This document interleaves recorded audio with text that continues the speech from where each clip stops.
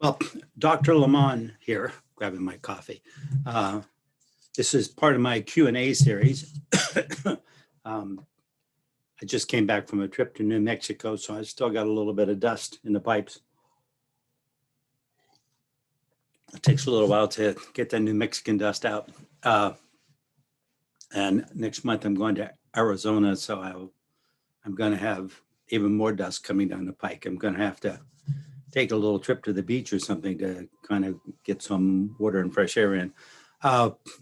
Anyway, this is part of the Q&A series, and the question that they bounced off of me, which I've heard many times in the past, I'm sure you have too, is that when you're working on some dysfunctional pattern in your life that comes up redundant, you get angry, you get upset, you drink too much, you do this, you do that, you swear, you whatever it is that you do. If you do that redundantly and you don't seem to be able to manage it or control it, it's like, wow. So you start working on that and you say, I want to change that habit. So you start working on it and working on it and working on it. You do some meditations, you start to find ways to access it. And then it seems like it goes away. And then all of a sudden later, every now and then under a high stress load or somewhere, it'll just show up or it'll just randomly show up occasionally. It's like, wow, I quit chewing my fingernails. Why am I doing that now? I quit that 2 years ago. Why am I doing that now? So it's because we think in terms of stories. Stories are useful because of the fact that our eyes are in our head. We look out and we don't see us. So we have to make up a story so that we know we were there, right? There's no other report but that report. It puts us in the context of the background. We see the background and then we frame us into it. That's what it's for. So those are stories that come up and they get refreshed in dreams. Those are also stories too that come into play because they're different variations of that, fragments of one and the other. It's reviewing your day and trying to get more information and put it all together in a database. When it puts in a database, it doesn't store it as stories, it stores it as a pattern. A pattern, a pattern. This is the how Chris operates. That's a pattern. So with your operational patterns, you start to run energy through this body and you get an emotion and you're doing something. All of a sudden, your operational system takes in all those criterions in that sequence of patterns. It runs them in sequence of patterns. I've been working with people for a long time. I get down to where I can feel when that pattern starts and when it ends. It's like a tape running. You can kind of see the blink where it starts and where it ends. You can feel those kind of things, but that takes a little while to develop. So in your particular case, if something repeats and it hasn't been a long time, or it has been a long time, let's go that way, since it's occurred, relax a little bit. Take a little meditation and sit down and drop back into it and say, I want to refresh what occurred. I want to find the trigger. Here I was talking to someone and all of a sudden I got all kind of grouchy because somebody said, excuse me, or somebody went it through, or somebody had said something that bothered me, or there was a big bang and I got irritable. What was that? What was going on? So go back in your memory, in a meditation, relax. The question is, where was the trigger? What triggered that? Go back and feel that. Don't make up a story about it. Just go back and feel it. Feel it in your gut. Go back and notice you're having a conversation. Things are going on. All of a sudden, it's like, whoa, what just happened? Back and forth, back and forth, back and forth. Find that spot. You'll start to feel that. There's something that went off. You can feel that transition. There's like a switch that went off. Something had occurred. You start playing with this. At first, it's kind of hard to figure, but after a little while, you start to find this like, wow, that's interesting. All of a sudden, the scenario was such that it brought that back into memory. So then you go back and you look for the trigger. This is an interesting piece. A trigger is kind of like a switch from one track to another. And so if you go back and you attend to a trigger, the piece that all of a sudden got you, don't get too stuck in the words. Just kind of imagine you're watching a movie and right there's a little glitz in the film where there was a hiccup. Somebody started saying something, they repeat themselves or something like there's a hitch in there. Just play with that. You can feel it. play with it a little bit. And when you start to find, you go, wow, a trigger took me back to an old piece that was in there. If it hasn't been for a while, it's an old piece. It doesn't ever go away. Subconscious or unconscious, whatever you want to call that, doesn't do a no. It doesn't take it out. It it just pushes it down somewhere. It's like a reserve. It's same with your computer. You delete something, it doesn't leave the computer, fly out or something. It just gets put into a file where you can't access it. So that's the same thing in here. It puts into a file that you don't access it, but every now and then Trigger will dig it up. It finds a path. Just like your computer, if you get a whiz in there, they can find a path to get to those deleted files, right? So same thing. So you start to look at that and you go back and forth in that trigger, sit with it for a while. Notice like, wow, there feels like, I call them speed bumps. You can feel like, whoa, there's a little something that switched right there. Sit with it, attend to it for 2 or 3 minutes, and it burns it up. It literally takes that switch out because it redirects the energy. The energy was just redirected. When you take that switch out, that redirect comes away. Yes, maybe in a couple of years, if it happens again, you might have to do that more than once in your life. But you'll find where those pieces come in.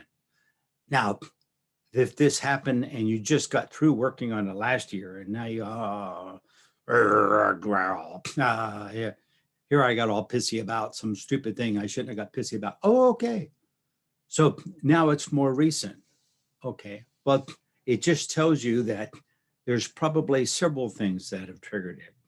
So you're probably going to look for a sequence, a step of 1, 2, 3. Okay. That's probably what you're going to be looking for. So very, very simply, what you do, let me get rid of a little piece that may or may not show up on a window here. What you do with that is you do that same thing. I like to do it with a meditation, right? And I'll sit there and I'll remember and I'll kind of go through that event.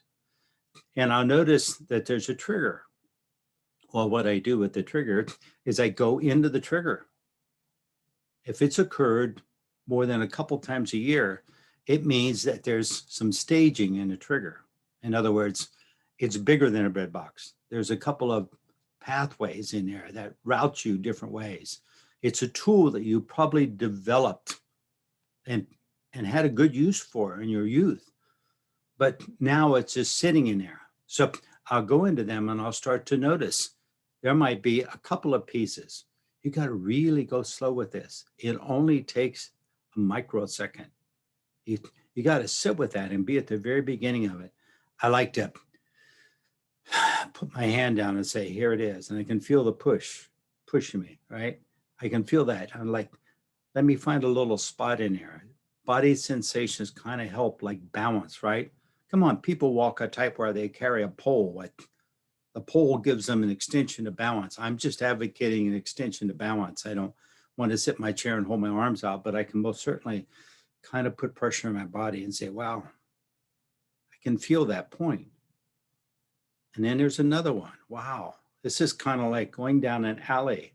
It's building a path, right? That's just not like one little trigger. It's building a path. That means it's going to take you down that path. It's a shortcut. It's going to take, come on, you guys drive a certain way to a place. You drive the same way over and over again. If you go there like to work every day, you probably drive the same way every day. I'm just advocating that a couple of times you drive a different way. In here, you drive a different way. You say, wow, that got me to that piece I don't want, that reaction in my body I don't want. Let me start to take a different path. Find one more path to get from point A to point B. And then sit with that one new one that you just found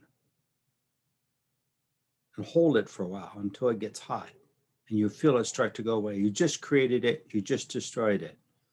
Kind of goes back to the old tool we used to teach from the BPI days of blowing roses, right? It's like to create and destroy. So once you created something and destroyed something, now you've got a pattern. Now you step back to that complex alleyway, little shortcut back, and you sit with that and you kind of package it. and you sit there and attend to it. And pretty soon it starts to burn up too. You can feel your body getting warm. It's like, wow. So we'd say we're healing. Kundalini turns on. Whatever story you want to put on it, I don't care. You'll feel that do that and start to take it out. So it's most profound, but you have to sit down and do the work. We notice something and then we kind of like growl about it and, oh, that was stupid. You need to sit down at your stupidness and start to work through them. That's the whole idea, right? You want to, that's not serving for me to do. I need to sit with that a little bit and move that out. That requires some effort and attention on your part. Attention is the keynote, right? Because you need to attend to something and get all the information before you make better decisions. Otherwise, it's just a fleeting little bling, bling, bling attention catcher, right?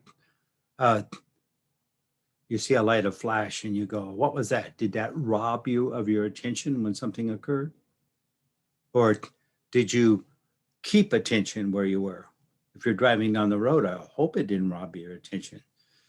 You're driving down the road, you notice a flash on the side, you glance and you're back to the wheel and you go, I wonder what that was. All right. If you really want to know, pull over and turn around and go back. Right. But don't go gawking around and see, these are just habit patterns that we have. When we're driving, we get over those distractions or we have a lot of accidents. Accident record tells you how well we get distracted. So we have an accident record in life. We got distracted by some silly thing that we didn't want to do anymore. We find that we overspend. We find that we don't balance our finances. We find that we make wrong decisions. We take wrong routes. We take risks that we probably shouldn't take. And we wonder, wow, I've done that a million times. And I really had to kind of step back a little bit and said, wow, I need to rethink this, right? So it just meant I need to take a look at it. I need to find where those triggers were. I'm not dumb. You're not dumb. These things fire because they're part of a pattern. You just got to take that pattern and dismantle it a little bit. You can consciously influence those patterns, is what I'm saying, but it takes time and attention. You may have to do meditations once a day for a whole month, for heaven's sakes, if it's in an intense pattern. Forgets you a lot. So the nature of what people want to call energy work, I guess it's the route energy takes, like a circuit board. You want to change the circuit, wire it up differently. So it's more effective, more efficient. You can call it energy work. I don't care what you call it. It doesn't matter what story you put on it. Some people want to call it healing. It's cool. I don't care. Whatever. But you get the drift of it. It's a normal human function. We're subject to influence highly because we're predictive. So we need to have feedback. So influence is important.